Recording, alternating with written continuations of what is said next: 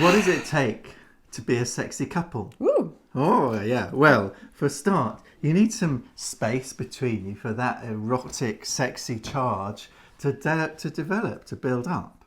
And it's not easy to have space when you've been week after week with the same person, wearing the same slippers in the same house in COVID-19 pandemic lockdown. Where is the frisson? Yeah. You may not have even got out of your pajamas on some days, and that is not good for your sex life.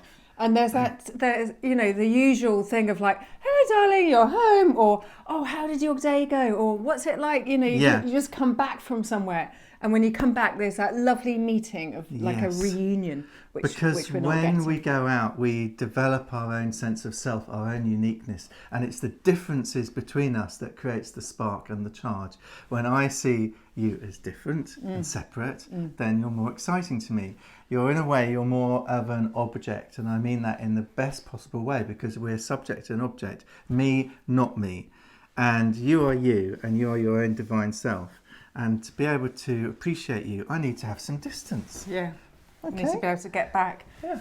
And just like that, we can't even do that because we're stumbling over things in our house. So how do you get distance when you're locked in together? Exactly. So one way of doing that is to find your own self. He's talking about objectifying, but in a way, curious. Get curious about, well, who am I? Mm-hmm. What do I like? Mm-hmm. Not in relation to anyone else, but in relation to ourselves. Yeah. So to come back, in a way, home to your own self. And to be able to be with the other person, even if you feel you are different and you know you are different. And that can be risky. That can feel exciting. Yeah. If we're sitting together and I know I have a very different opinion or view on something to Sarah, that can be quite scary. It might cause an argument. Yeah, absolutely. I might be hated. I might be vilified. I might be reviled.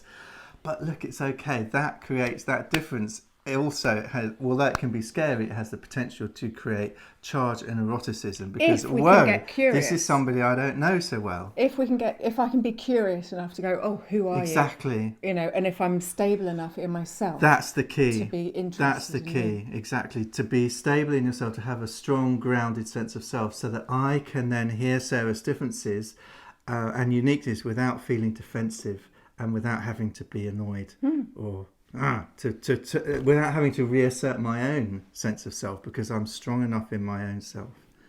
So at the same time, yeah.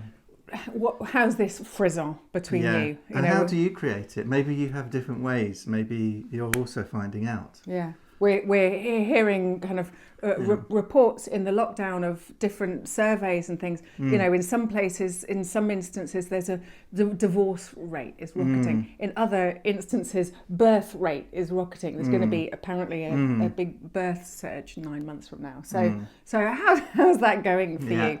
Yeah. We are Love Lab. I'm Sarah Davies, and I'm an embodiment facilitator and a mindful movement facilitator. And I'm Matt Davies. I'm a couple and relationship therapist and a psychotherapist. We've got a ongoing course starting in June. Do come join us. It's called Passionate Partnership. Yes. So, join us, subscribe to our channel, and see you on the course.